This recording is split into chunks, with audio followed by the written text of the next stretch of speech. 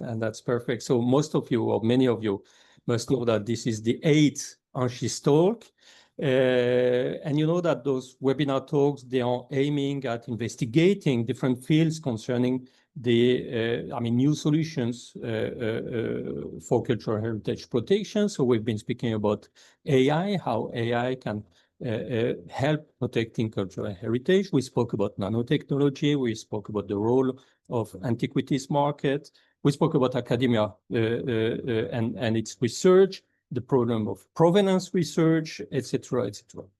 So today we are tackling a brand new field, which is basically underwater archaeology, because it has so many specific challenges in the field of protecting our cultural heritage. And for this talk, we've got the pleasure to have two specialists, which expertise will highlight our knowledge about this problematic. So first is Dimitris Kourkoumelis. Is a deputy director of the Efforate of Underwater Antiquities at the Hellenic Ministry of Culture, a position he has held since 2022. With a PhD from the University of Aix-en-Provence, he has dedicated over 40 years to underwater archaeology in Greek waters. He has directed major excavations, including the 4th century shipwreck at Kythera, the ancient harbors at Kythnos and Lekaion, and the historic Manto shipwreck. And in 2019, he served as an official evaluator of the 2001 UNESCO Convention on the Protection of Underwater Cultural Heritage. His extensive fieldwork and publications have made him a leading authority on maritime trade in the Mediterranean and the protection of Greece submerged archaeological heritage. And Dimitri will be the first to speak. We'll hear him for 15 minutes, and then we'll give the floor to Peter Campbell, who is the director of Heritage Crime Investigations Ltd. He previously directed the Cranfield University Heritage Crime Program and was the assistant director of the British School at Rome. He is a member of the OSCE Heritage Crime Task Force with special emphasis on counter-trafficking workshops for transnational organizations, customs, border security, and police. Peter completed his PhD in archaeology at the University of Southampton. And in addition to heritage crime, he works primarily as an underwater archaeologist and has led archaeological missions in many different countries, 10 countries, exploring shipwrecks and aircraft, sunken cities, and underwater caves. He has written articles for the public published in the New York Times, Bloomberg, and The Guardian, and he appeared in documentaries airing on BBC History and National Geographic. So you see, we've got 2 stars of underwater archaeology tonight with us. So after hearing Dimitris, we'll give the floor to Peter for another 15 minutes, and then we'll have a short discussion of 15 minutes where I would ask questions to either Dimitris or Peter or to both of them, and then we'll take some questions from the audience. So please, if you feel like you can write your questions in the chat, and I would read them to our invitees. Or you can just raise your hand and I will give you the floor. So if there are no further, oh yes, I forgot that we will have one more webinar organized toward the end of November, and it will be focusing on numismatics, which is another field, a very important field in the field of cultural heritage protection. And we will have another event during the forum, the general and final forum of the ANCHISE project from the 14th to the 16th of January 2026, which will be held in Athens. So please make a note in your schedule for those 2 more webinars. So Dimitris, it is my pleasure to give you the floor for 15 minutes. Thank you so much again, Dimitris. Thank you, Peter, for being there and accepted this invitation. Thank you. Thank you, Olivier, for inviting us. I will share my screen. So I hope that everybody can see. the presentation? Yes, no problem at all. No problem. Perfect. So I will try to, in this 15 minutes, to explain a little bit about the protection of underwater cultural heritage in Greece and to see exactly where the dangers are, because they are dangers. So the few days ago, here in Greece, there were a congress organized by the Greek Ministry of Culture and the ICOM, exactly about with this term of the protection of the cultural heritage in general, as well as the illicit trafficking. And it was really very interesting, as we see that we are more and more concerned about this illicit trafficking of cultural heritage in general. So, talking about the underwater cultural heritage, we have first of all to focus to the only international law that exists, that is the what we call the law of the sea. In the Article 303, it's the only article that is talking about the protection of the underwater cultural heritage in general. And that is really the, let's say, the beginning of the interest of the UNESCO for preparing the 2001 convention that we are going to talk a little bit later. Of course, the underwater cultural heritage is always interesting the human beings from the antiquity. It was really very interesting what is going on and what is happening underwater. So also the human being wanted to dive and to see exactly what is happening under the seas. We know very well how difficult it was when the scaphandriers, or the poids lourds, as the French were calling them, were diving. There were very few of them. But since after the Second World War, when Jacques-Yves Cousteau, the commandant Jean-Yves Cousteau, created with Gagnan the autonomous underwater apparatus, then the diving became more popular. And that really created a huge wave of persons that they were interested for diving and to see what happened under the sea. And of course now, these days, we know very well that the limits where human can go diving, they're going deeper and deeper.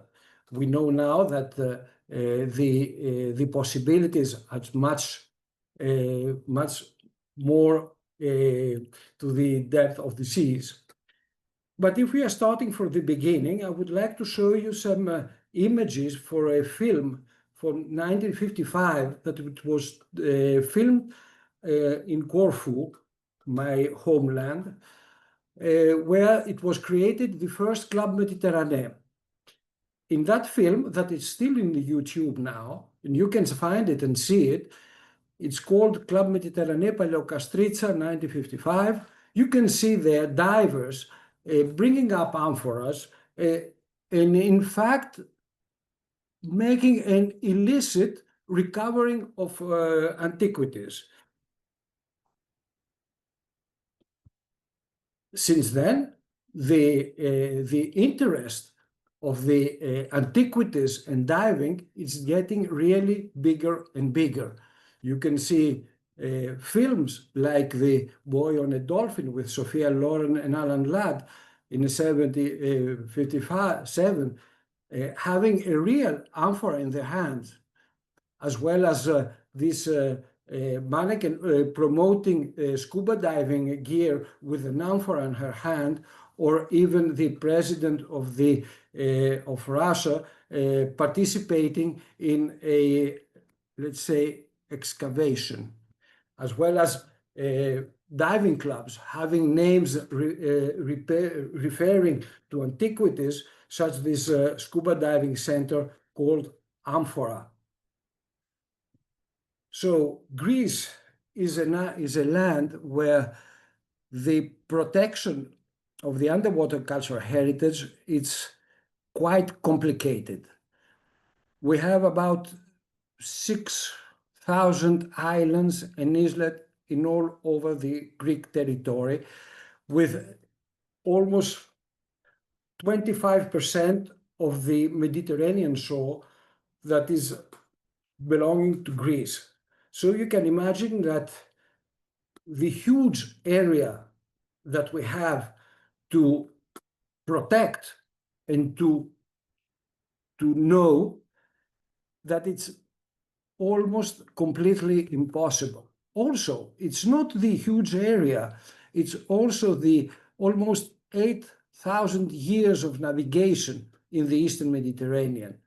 Fishermen, traders, mariners, pirates, soldiers, everybody has traveled in this Eastern Mediterranean, and of course that create a lot of accidents, and that means a lot of shipwrecks. The Greek state, since 76, has created officially a department for the protection of the underwater cultural heritage. And since that, a lot of excavation have been undertaken to shipwrecks, coastal harbors, coastal sites, as well as a lot of different sites have been excavated and explored by the archaeologists of the Authority of Underwater Antiquities.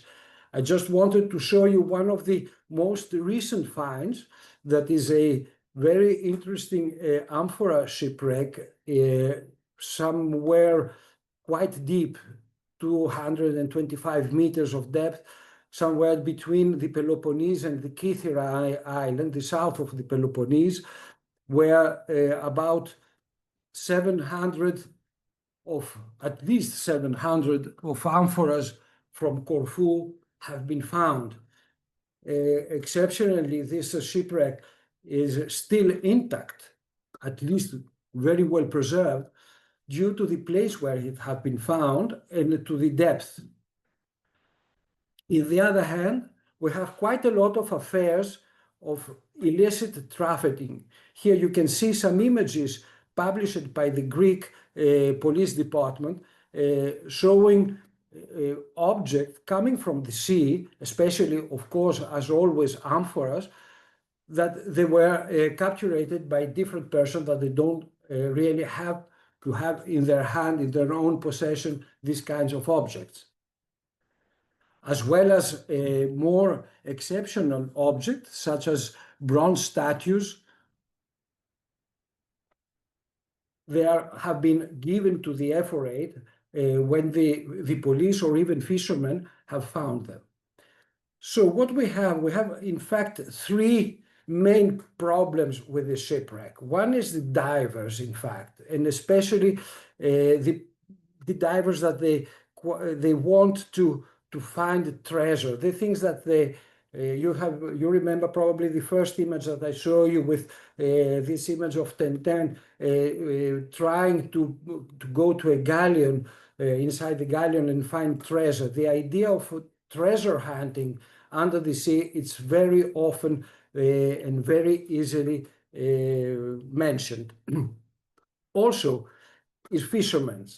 Quite often the trawlers, especially the trawlers, they're destroying shipwrecks. You can see at the photograph down the Kythnos shipwreck that is in 600 meters of depth, where the amphoras, they are completely destroyed and broken by the action of trawlers.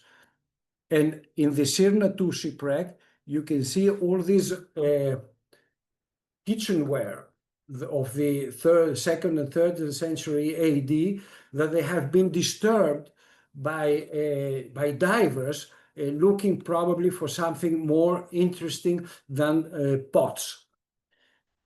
And the third case is the human intervention for constructions.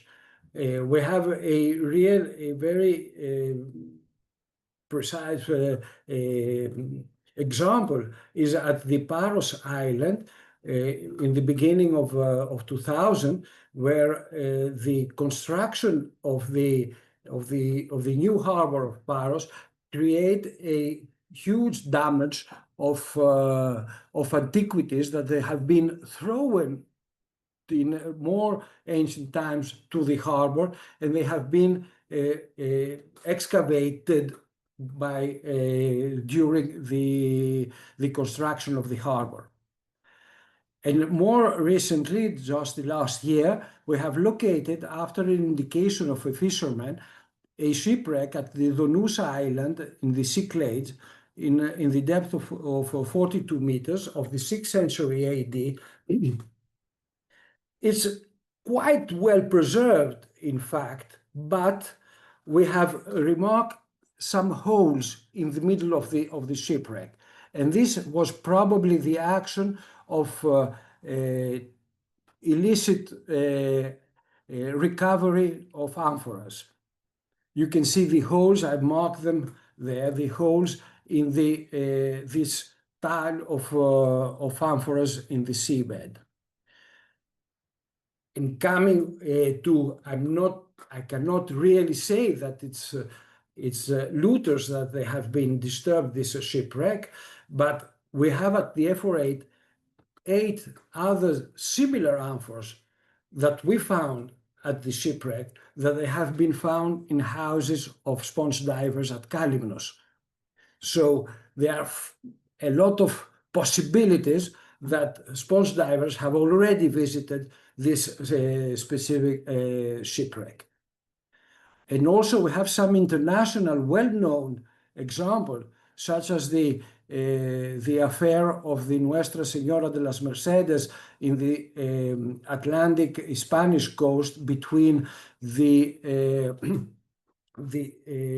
Treasure Hunter Society of Odyssey and the Spanish Ministry of Culture, that of course they have won their trial against this society, and they have recovered all the objects that have been illegally brought up from this shipwreck. More recently, the galleon San Jose off the coast of Colombia, where probably you have heard about that, what they call the holy grail of underwater archaeology, and all these kinds of stupid titles that they're giving to the shipwrecks. But it's still a very important shipwreck.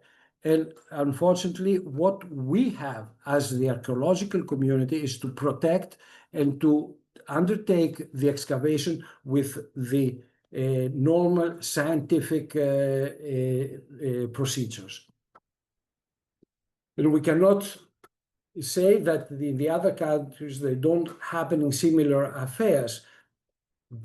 France, Italy, Spain, North Africa, Tunisia, Morocco, Egypt, Turkey, they have similar problems, they have similar affairs that they are affecting quite the underwater cultural heritage.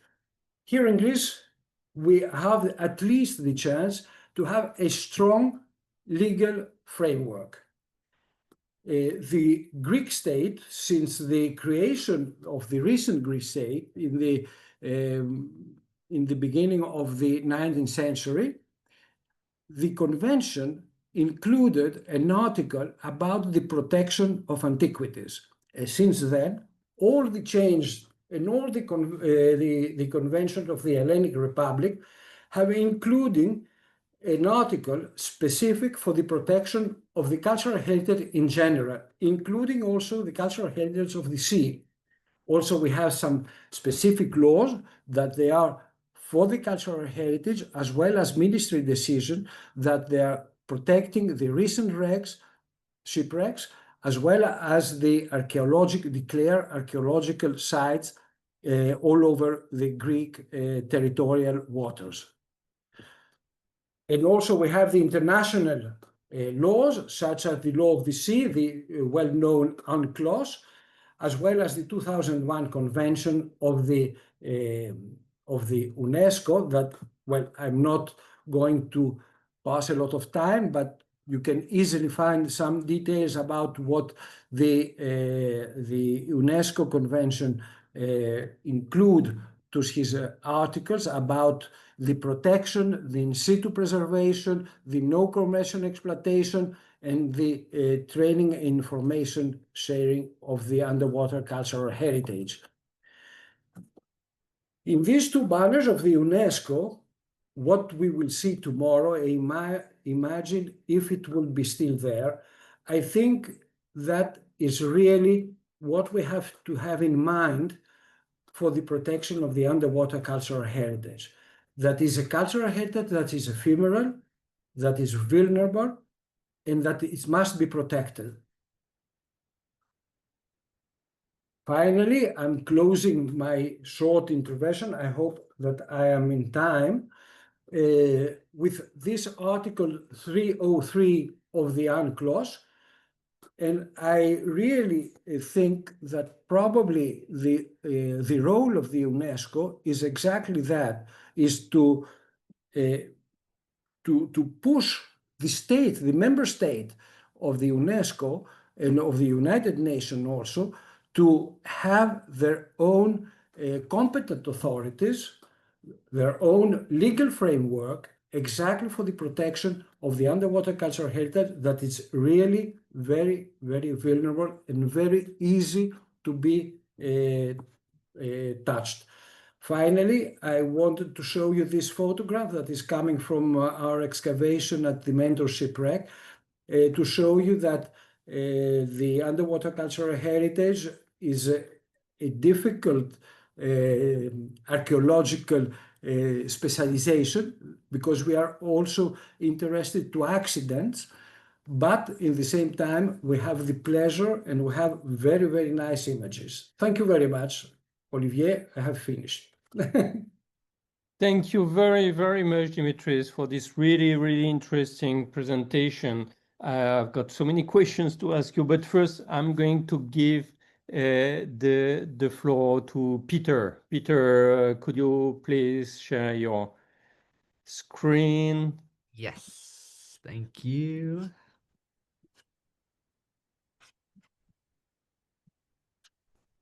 Thank you. Yeah, that's perfect. Yeah, how does that look? Yeah, very good. Thank you. Great. Well, thank you so much, and it's really a pleasure to be here today, and great to follow on from my esteemed colleague Dimitris, who did a great job setting things up and discussing the challenges of underwater cultural heritage. I mean, it really is a difficult environment to work in. It's a bit of the Wild West, that there's a lot of people operating at sea, a lot of people doing many different illegal things, from fishing to trafficking of narcotics and humans and other things, as well as a section that is looting and conducting other illegal activities on cultural heritage.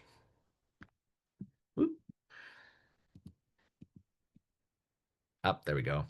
And so just to reiterate what Dimitris was saying, underwater cultural heritage is everywhere in the world. Every country on Earth has underwater cultural heritage. Now, not every country is on the coastline. I was in Mongolia a few years ago doing a cultural heritage protection workshop, and of course they are a landlocked country, but the national police there said they have a big problem with divers coming in, bringing in diving equipment, because there's not a single dive shop in the entire country, and looting artifacts from the lakes, because there's a long history of throwing religious offerings into lakes as their sacred spaces.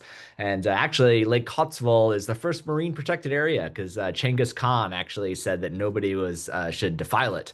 And but divers are going down there and stealing objects even from these landlocked countries. And so when we think about underwater cultural heritage, it's not just shipwrecks, but it's also things in lakes and rivers, it's paleo landscapes and aircraft, it's lots of different things.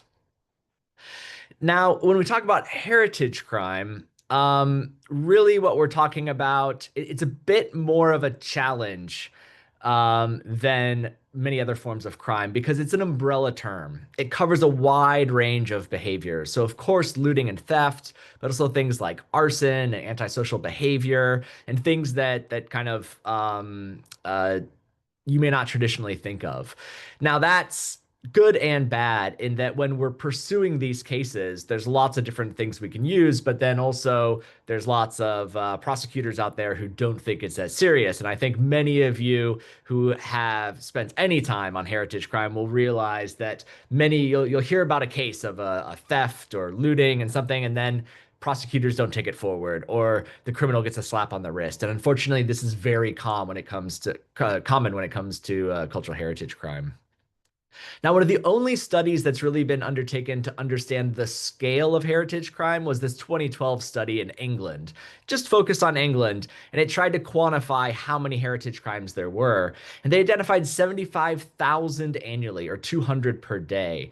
And so it's much larger in scale than a lot of people really conceive of. And about a third of those were going unreported. So if you start to think about the ocean and the challenges of the ocean, that there's already this problem of underreporting, and there's already this problem of lack of prosecution, and there's already this problem of people not understanding the scale, we really get into a sticky situation where it's really hard to monitor and protect underwater sites. But when it comes to heritage crime, because it kind of encompasses all of these different types of crime, we really need a broad forensic toolkit. And so all of that is a bit of setup to kind of getting into the nitty-gritty of the forensic tools that we use to investigate these sorts of crimes. So just one more kind of overview. When we talk about heritage crime, it's everything that's in that kind of black circle in the middle, that are all crimes in and of themselves, but there's lots of interlinking crimes. And so when we're trying to take a case forward, and when we're talking to prosecutors about what they can pursue, we really look at not only the crimes within kind of the main circle, but also how they intersect with lots of these other crimes that we can prosecute them for. So heritage crime has had a very spotty history. There's several different phases. The first known investigation occurred in Athens. So it's good that Dimitris went first because his country has a very long history of heritage crime investigations. So in 415 BC, there was a series of crimes where public monuments were defaced, and they convened a group to investigate, and then they conducted interviews and investigations, collected evidence, and then prosecuted some individuals. Rightly or wrongly, they prosecuted some individuals. But all of these are very ad hoc.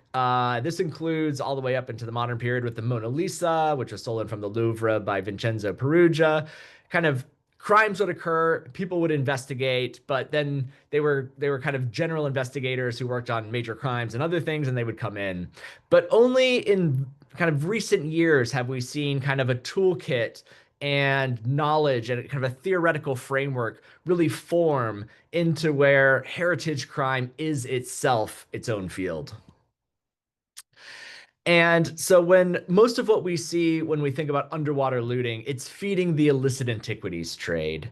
So while there's lots of different types of crime on land, underwater, most of what we see is looting to feed this kind of global trade in antiquities. Now, the legal trade in antiquities is valued at $67 billion annually. That's a lot of money, right? The problem is that black market figures are really difficult. Unlike other markets, legal markets or illegal markets that are like single commodities, right? So like arms trafficking, illegal arms can be like a single monumental block.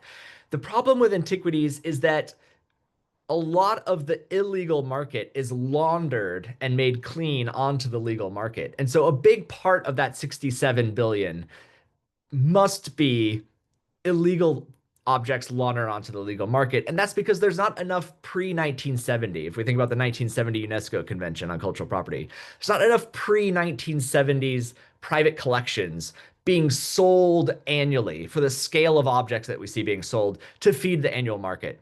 There must be black market goods being laundered onto the legal market. Now, what does that mean for underwater looting? Well, it means that we see a lot of lower cost objects like amphoras, in the scale of things that are being sold, from underwater, and we can see the marine growth on them and that sort of thing.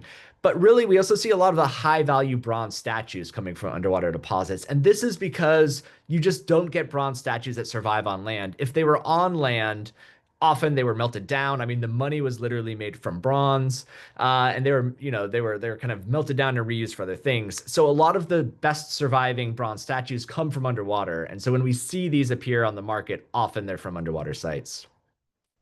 So most of the primary threat to underwater cultural heritage is looting and treasure hunting. And increasingly, these sites are becoming accessible due to kind of advances both in diver technology as well as marine robotics.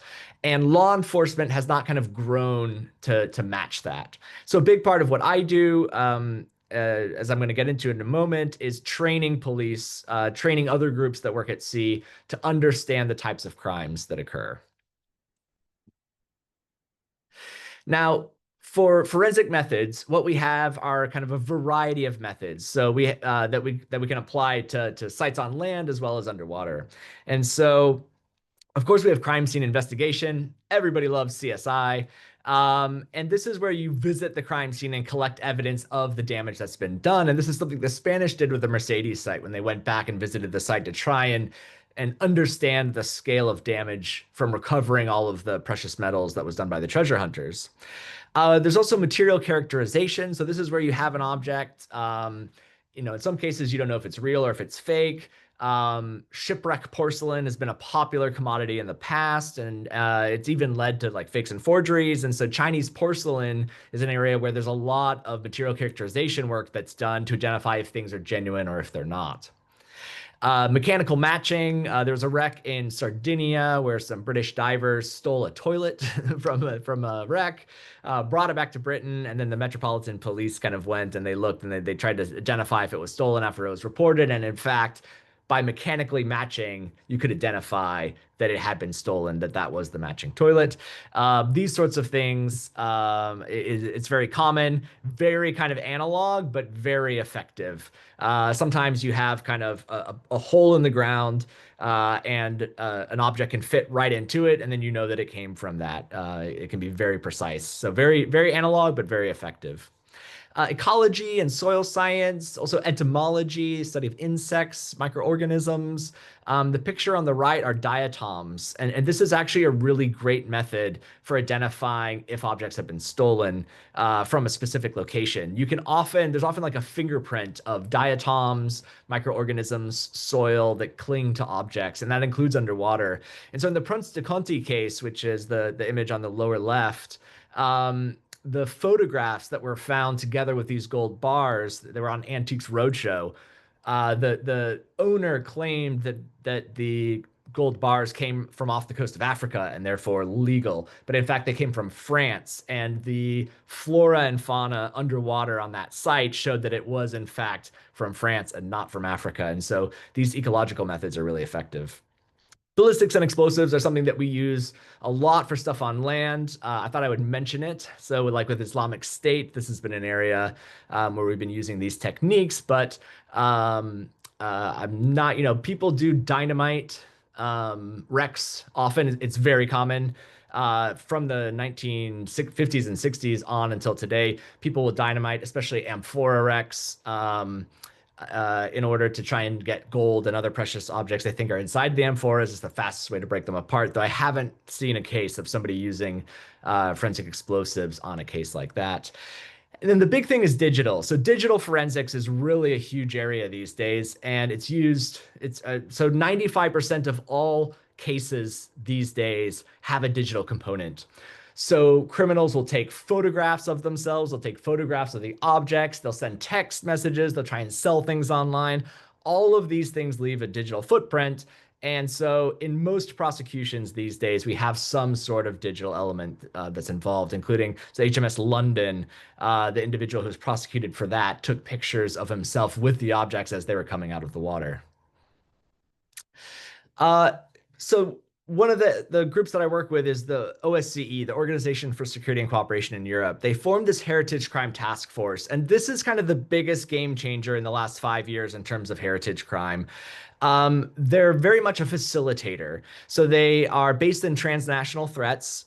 So they work with lots of different forms of trafficking, but they've really been focusing on heritage crime as a capacity building area for all the members of the OSCE. So the OSCE has, I think, 53 member countries as well as partners for collaboration.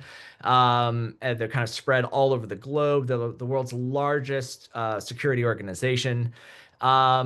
And the task force really focuses on training police, military, border security, and customs in issues around cultural property. And this is really important because it's not only training them in how to lead an investigation underwater. So we've done underwater trainings, we do trainings on land, but it's also engaging them. Getting them really hooked, because my first OSCE workshop was in 2011, and two major member states that have huge amounts of trafficking, they stood up and they said, look, you're passionate about what you're saying, but it's just not a priority for us. Cultural property is never going to be a priority. Then Islamic State happened, and then they're like, can you train our people? Because it really is, it's really important to raise awareness until people know there's a problem. And there's just kind of a cultural blindness around heritage crime. They don't know it's an issue. And so we've been training police to increase their capacity, but also getting them hooked on this as a problem.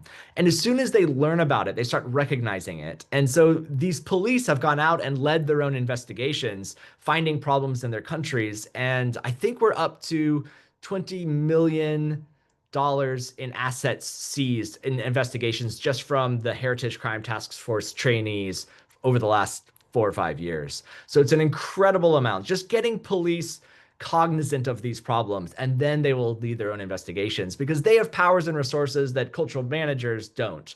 So, you know, they can put tracking devices on boats, they can put listening devices on boats, they can tap phones, they can access, locked phones, these sorts of things in order to really move investigations forward in a way that, civilians are not able to. And so what we've been doing is creating these mock crime scenes to teach them these forensic methods that I've been discussing on underwater sites as well as those on land, but also establishing communications. And this is really important because you can train kind of high-level individuals in different countries, and they may tell the lower kind of frontline officers that this needs to be a priority. But unless you're training those frontline officers, you're not really going to be making an impact, and because they're the ones leading the investigations. And another area that I think is really important, the Maritime Observatory, which is a collaboration between MAST and Ocean Mind. They've been doing a lot of work on remote monitoring, and they've created this kind of AI model that can help investigate crimes in the past, as well as monitor a piece of ocean in real time. So if you have a crime that occurred 5 years ago and you think that a specific boat went out there, you can use this publicly available information with the Maritime Observatory algorithm to identify whether ships have visited that area.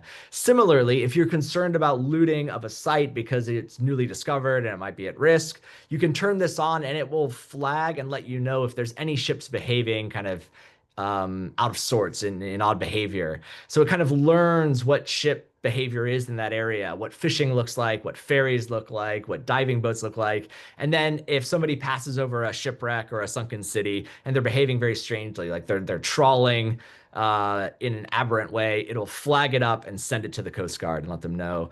And this is all done through software, so you don't have to invest in hardware. Hardware is such a cost-heavy resource, and it requires maintenance and everything else. The Maritime Observatory is able to do all of this remotely, just with software, so it's incredibly cost efficient. And I just want to end on the Battle of the Egadi Islands, which I think is one of the kind of premier examples of police and archaeology working together. So in 2001, the Italian Carabinieri, who have the oldest art crime team in the world, incredibly talented heritage crime investigators, they raided a fisherman's home in Sicily to prevent him from trafficking this bronze object that you see on the left. And this was a warship ram that was from the Battle of the Egadi Islands.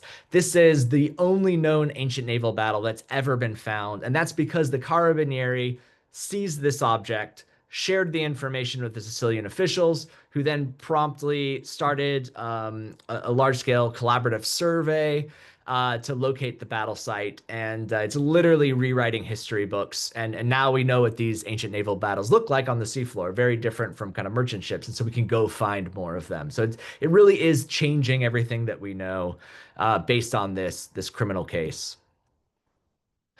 So to conclude, I just want to drive home that underwater cultural heritage is found in every country, but it's a rapidly declining resource. We know that shipwreck discoveries peaked in the 1970s, and that there have been less and less ever since.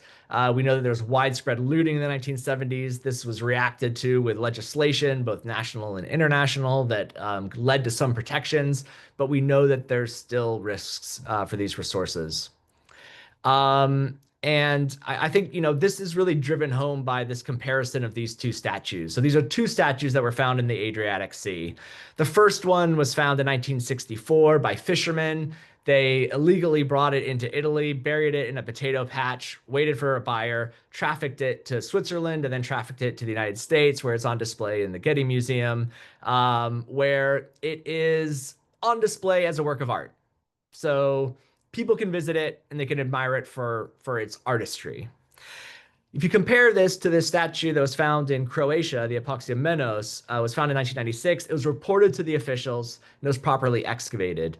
Now, at the time, there was still a lot of development of maritime archaeology in Croatia. This led to a regional UNESCO center that was founded there to take care of the conservation, to lead other surveys. It led to international training. Maritime archaeologists from all over the world came to Croatia, shared their knowledge, developed. Now Croatia is perhaps the leading maritime archaeology country in the world. This statue is on display in a local museum where it was found, drawing visitors from all over the world, raising the local economy. And so it's a completely different sort of picture. Once it now has context, it led to the development of an entire field in Croatia. It really is kind of divergent from the statue that was brought into Italy. All right, that is it from me. Thank you all so much for your attention. I appreciate it, and I hope that I didn't go over. No, that was perfect, Peter. Thank you. Thank you so much. This was absolutely fantastic. Again, many questions that I have. So if you allow me, I'm going to start by asking a few questions. In fact, it's a question to Dimitris first, but it relates to what Peter's been mentioning. I mean, Dimitri, you mentioned, I took some notes, so 6,000 islands, 25% of the shores of the Mediterranean. This is absolutely huge. This is huge. And in this 6,000, I mean, I'm personally, I work in Turkey a lot and very close to the coast, a place called Bodrum that some of you may know. And literally from Bodrum, I've got the impression that if I take a rock and I throw it toward the next island, I will reach Greek land. So obviously, there is a lot of contact, a lot of shared borders between Greece and Turkey. And we know that some of those borders are very much contested and fought for on a political level. So two questions. My first question is, what's the impact of the political, diplomatical fight concerning those borders on the eventual collaboration concerning underwater illicit trafficking? This is the first part of the question, and I'm saying that Peter mentioned it because he mentioned the OSCE. So what was the impact of the OSCE? Because I checked, and both Greece and Turkey are part of this organization. And second, you must also, I mean, do you have any information about what we call international waters? Because you mentioned waters that belong to a country. What about international waters? I mean, is there a regulation about these waters? To which does it incumb the responsibility to protect those shipwrecks that do not belong to anybody, or they belong to everybody? That is a very difficult question. In fact, I will start from the end of your question, Olivier. The problem with the sea is that the borders and the lines are on charts. They are not real. They are not geographical. So that creates problems. It's not easy to delimitate an area. Greece has adopted the law of the seas. That is the one crucial step. Turkey, on the other hand, did not, because it's quite difficult now to start a discussion about the international separation between two border countries, two coast countries between their seas. The problem of the archaeological collaboration, it really don't exist. We are collaborating with our colleagues in Turkey. The problem is when you are when you are on the field, on the sea, because that is exactly what is creating the main issues. Think about one specific example. The Skerki Bank is in the international waters. After how many years that that Ballard discovered the shipwrecks, after how many years 6 countries decided to make a common project at the Skerki Bank? 25. Can you imagine? And that is because the Skerki Bank is in the international waters. So Italy, France, Spain, Portugal, Tunisia, and Libya, I think, I'm not sure, under the umbrella of the UNESCO, have made a common project for the protection of the shipwreck of the Skerki Bank, And that is really the first time, the first example that we have of an official undertaken by the state common archaeological project. I hope that also in the Eastern Mediterranean, countries will adopt the convention, will ratify the 2001 convention of the UNESCO, and they will create the obligation of doing collaborations. Thank you very much. Because the convention, the 2001 convention, really obliged the state parties for doing that. Okay, but can it enforce it? That's another question. Another question. No. So I've got a question this time for Peter, and thank you very much, Mallory, for raising the issue of means. The wide array of the forensic tools that can be used in the fight against this trafficking is very impressive. I've got a double question here again. One, does everybody have the means to use those forensic, to develop this kind of research? And second, you know, like me, I mean, I'm an archaeologist, I'm working on land, but a couple of years ago, I was speaking with a truck driver in Turkey, and he told me he's got a friend who is walking with some kind of machine he puts on the ground, and he reads the underground on his computer. So this guy is doing geophysics. So the development of those tools, I'm sorry, my door is ringing. The developing of those tools are fantastic. but they also can be used by looters, and often looters have better tools than the officials themselves. So what's your point? What's your opinion on that?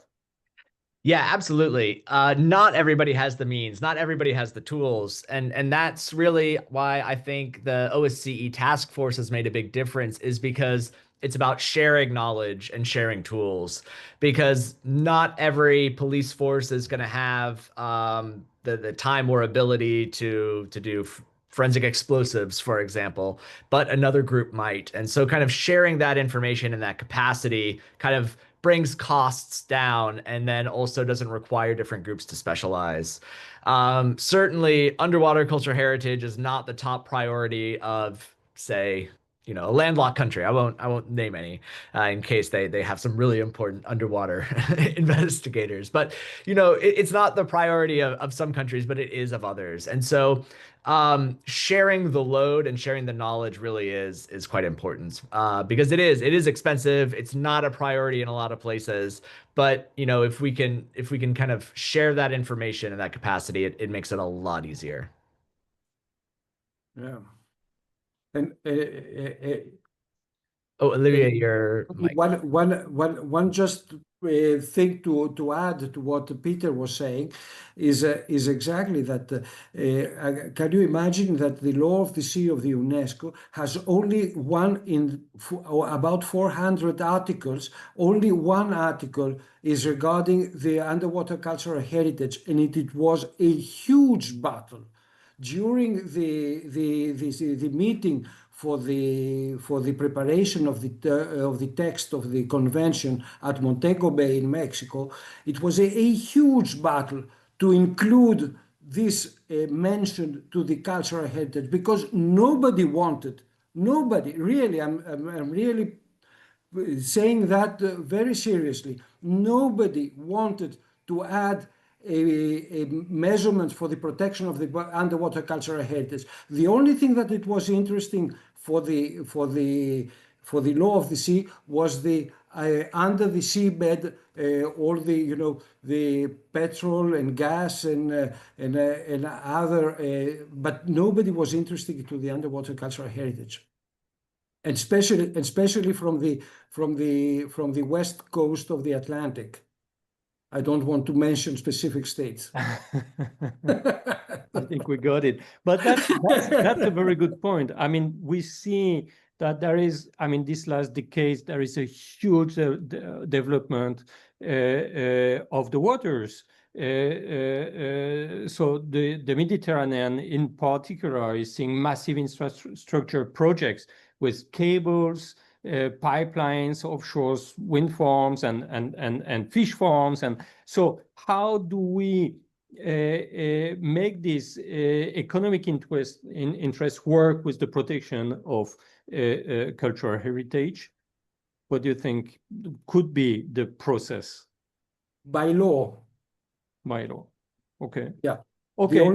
The only way is the law. Okay. One last question. And to have the competent authorities to apply the law. I think that is the only way.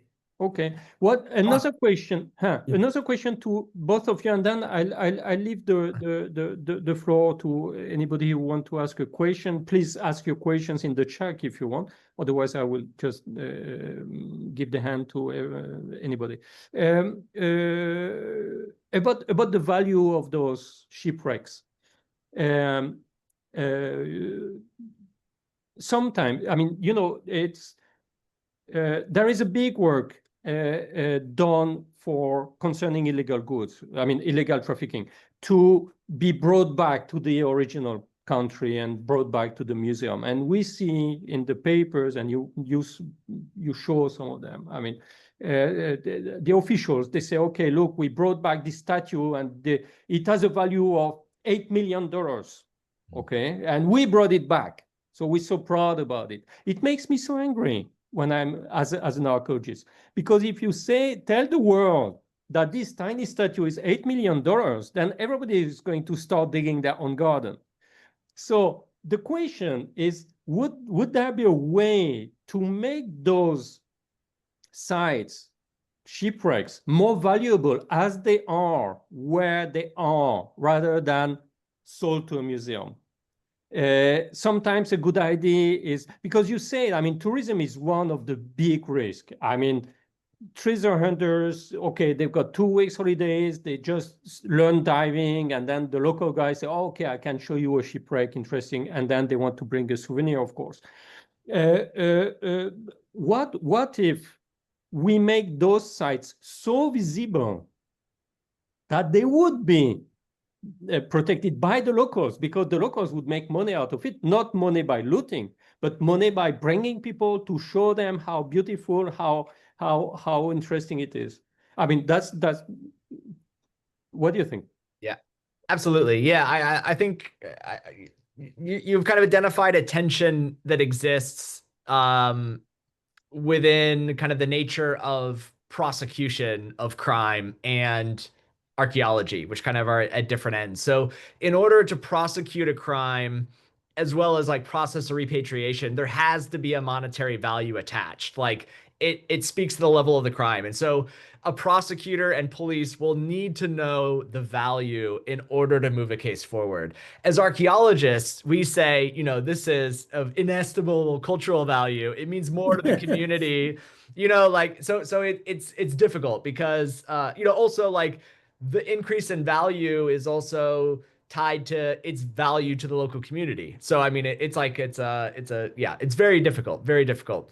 The way that I deal with that is that I always tell police, you know, okay, so you get your value for the object, Euphronius crater was sold to the Metropolitan Museum after being looted from Italy for a record that at that time $1 million. However, that's that single object. The looting of it, the theft from a tomb, destroyed the tomb structure, the other objects that were there, human remains, the story, the context. And then it's been estimated that for a single object of market value that's sellable, up to 1,000 tombs may be destroyed to get that single object. And so when I'm training police, I'm saying, okay, I know that you need to have a single value of that object, but you also need to know the impact on the community and what that means. And so I try and contextualize that cultural impact, and they take that away. I don't know any kind of our kind of participants who haven't come away saying, okay, I get it now. It's not just the money. It's about the cultural context and the communities. So that's part of education. Unfortunately, that value is needed for the prosecution, but you know, we can kind of better educate the police. Yeah, the police and the persons, especially the person that they are on the sea every day, 365 days a year. I think that is educating, make sensibility to what we are doing and how we are doing and why it is important for us, and for general, for everybody. I think is the major question about that. But exactly for the value of the antiquities, we have a very recent example with the Louvre robbery, that everybody was saying, well, that what it was stolen is impossible to say how much it cost. Yes, nobody can say. Nobody can really evaluate, because, well, you can evaluate probably the metal of these objects, but you cannot evaluate the object. How can you evaluate a Picasso painting? It's impossible. Somebody will give millions for that, and I could give $20 because I don't like it. That happened several times. Van Gogh didn't say only one painting has sold during his life. Only one. Try to buy a Van Gogh now. No archaeologist is paid enough. But thank you so much, both of you. Thank you. I've got more questions, but I mean, time is passing, so I want to ask the audience if there is a question.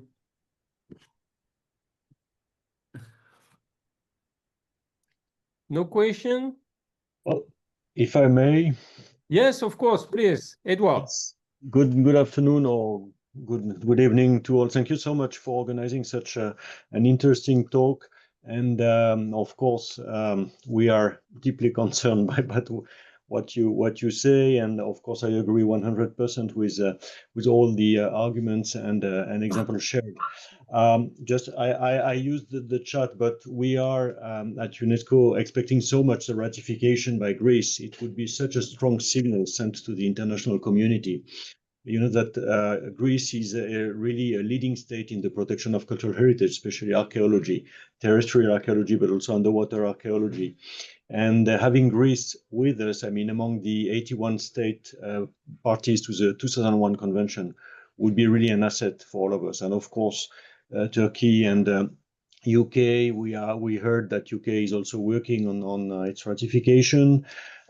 Some days ago, we learned about ratification from Sudan, and we have also to advocate and explain that landlocked countries have an interest in joining us. So the more we are on board, and the strongest we will be to fight against illicit traffic, to enhance what we call blue literacy and education, etc. Peter, you mentioned that yes, underwater heritage, like all heritage, is a non-renewable resource, but actually we know so little of this of underwater cultural heritage, which is still which remains undiscovered. There is so much to discover, so much to prospect, and of course, using scientific methods. It requires technical means, a lot of funding, because underwater archaeology is not like terrestrial archaeology. So it's really a long-lasting endeavor, but we need the mobilization of the international community with UNESCO, please. This is my point. Thank you so much. I'm totally convinced about the necessity of ratifying the 2001 convention. I'm trying to work on that. It's not very easy. You know, all these procedures are under political issues and political decisions. I think that we are in a good procedure to be close to the ratification of the convention. Great. As I wrote, I'm convinced about the necessity. Very good news. You make my day. I told that in public during the meeting at the convention. So Absolutely. Next year will be the 25th anniversary of the convention, and we are calling upon the support of all states parties to commemorate the convention and UCH all over the world.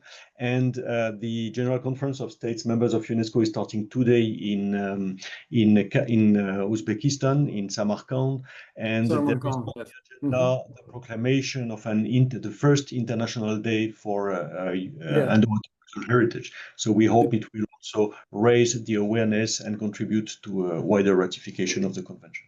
Thank you so much. Yes, it's the 21st of August is proposed. Yes. Yes. Yeah, which is the date during which the Skerki mission was sent. The Skerki mission, yeah. Thank you so much. Any question? We can take one more question, I guess. If there are, while we're waiting for questions, here we go. While we're waiting for questions, I might just say, just to follow on Olivier's question or kind of final thought and question, and Edward, I think that all of us would agree that we want more people using the world's oceans and experiencing the world oceans. And there's like a sea blindness in culture today. People are surrounded by objects that are moved on board ships, between different markets in different countries. All your IKEA furniture and everything else. People don't realize how interconnected their daily lives are with the oceans. And we want people diving. We want people visiting underwater archaeological sites. We want them to understand their past and their present, and therefore make better decisions for the future. And there's a sustainable way to access these cultural resources. So it's not that we don't want these things happening, but it has to be in those sustainable ways. And that starts from a community-centered approach, I think. And that's something that the FREA has done very well, and that's something that UNESCO does very well with. Olivier, like you were saying, we want to make these sites famous. We want to map them, monitor them, find sustainable ways that they can be accessed. Croatia put some cages over the top of them to protect them and has local dive clubs be in charge of them. Greece has them kind of open but monitored with live streams and kind of making them into parks that people can get access to through local dive shops. There's lots of different approaches.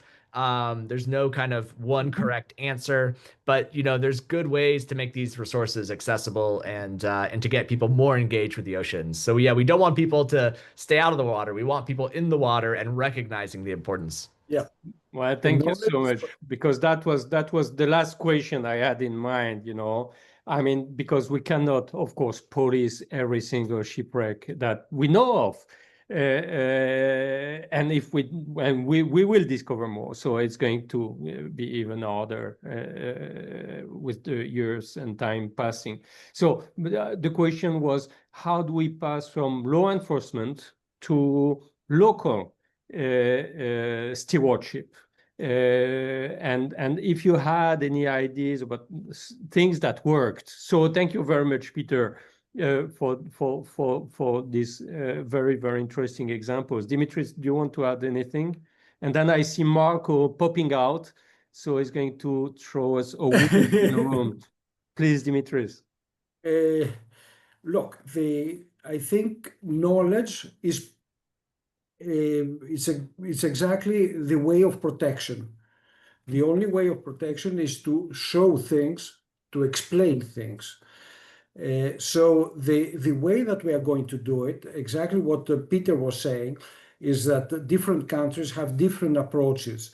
I know very well what happened in south of France with the Grand Conglouet amphoras that have been considered as no more scientific interest, and they have been returned to the sea, creating, let's say, a site, an archaeological site. On the other hand, Greece has decided to open real shipwrecks to the public. I think that the most easy way to protect the underwater cultural heritage, it's not to hide and to try to cover is to show. And exactly, the museums have a huge role to play. The institutions has a bigger role to play. The police departments have a huge role to play. I think everyone, as the sea is an open area, as Peter was saying, is an area that a lot of persons are working on the sea, are traveling, are diving, are swimming. So we have to use them, otherwise we will not be able to protect. Yeah, I completely agree with you. Yeah, I completely agree with you. And what Peter was describing might be a very good way to do that. Thank you so much, Marco. I think we have to hang out now. No? Or can we continue discussing? I think we can, but before everyone start leaving, because it's a little bit late for everyone, I think. But we can continue talking. But it's a nice bridge what you said, Dimitris, to what I wanted to say, because you highlighted the importance of interdisciplinarity. So this means that we can talk about protecting heritage together. Don't forget to register to these very important events It's the final forum, the ANCHISE final forum. We want you to be there in Athens or online. It's from the 14th to the 16th of January. I sent you the link in the chats. Plenty of talks. We're gonna take all the threads that we started